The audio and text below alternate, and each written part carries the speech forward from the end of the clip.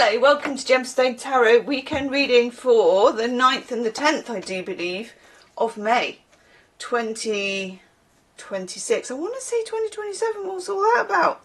Anyway, Moon is in Aquarius and then it slips into Pisces. When does it do that?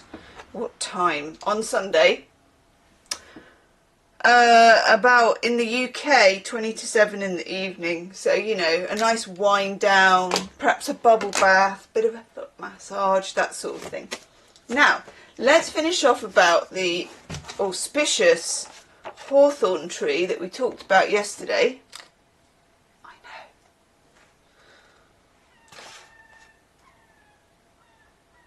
Oh gosh, see? There's a seagull. Oh, that's massive. Oh, we've got a seagull. A seagull on a chimney pot, and it's got loads of nesting bits in its mouth. Oh, that's exciting. So where's it going to put them? Must be nesting on that chimney. Ooh. Yeah, it's doing it. Anyway, sorry, we'll have a seagull watch as we go along. Exciting times. So we talked about the hawthorn, this one, and that's the Ogham calendar,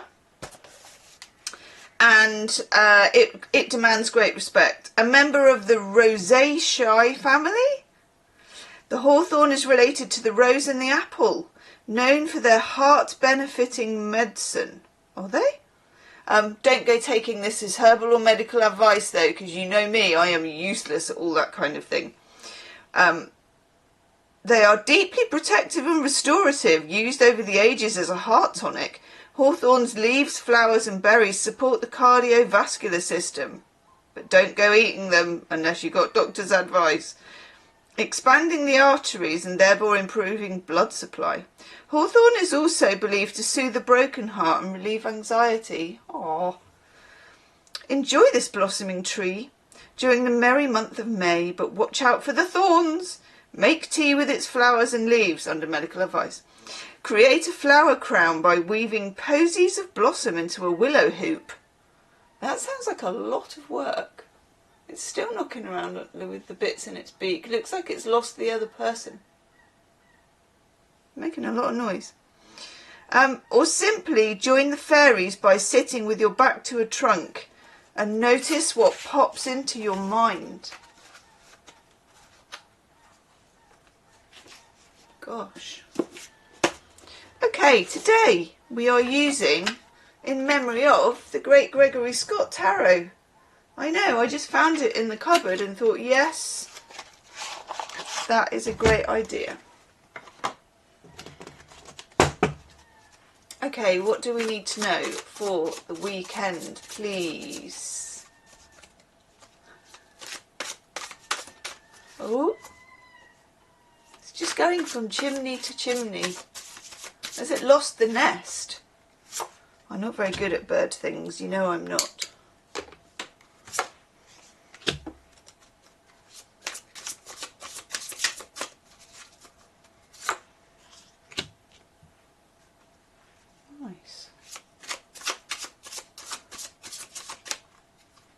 Lots of ideas floating around this weekend.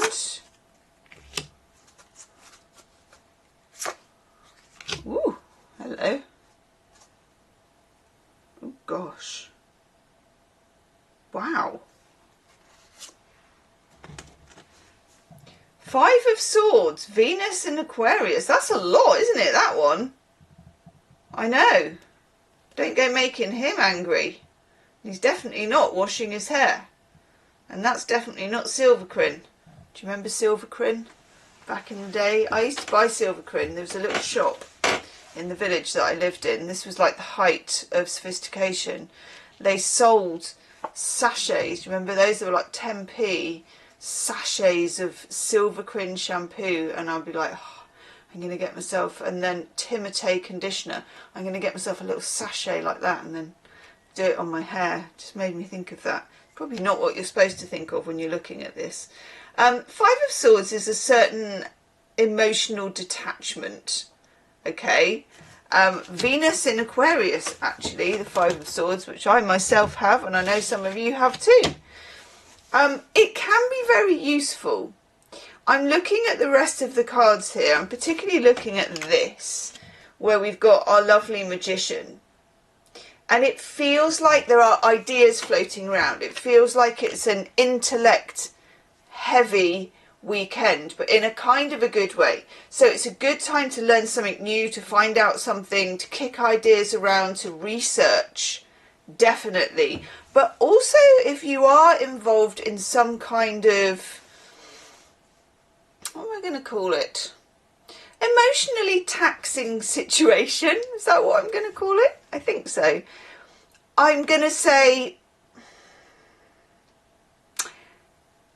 I would be careful not to get drawn into an emotional messiness, and it would be better to step back and be more like the magician, where you're detached. Literally, he's levitating, you know, and a feeling of, well, look, we've got the Page of Pentacles here, and this is a sense of being sensible and being careful and doing something gradual. There may be somebody who kind of wants to start a row, or wants to get you into something, wants to get you involved in something. Or what do you think about this? But really, what do you think? You know, and isn't perhaps being sensitive to the fact that maybe you don't want to know. A bit like when you're at, you know, I don't know, coffee or a dinner or something, or with some friends or whatever, and someone, you know, the atmosphere is not supporting it, and someone starts going on about something really kind of, you know, is going to get people's backs up, and you just think,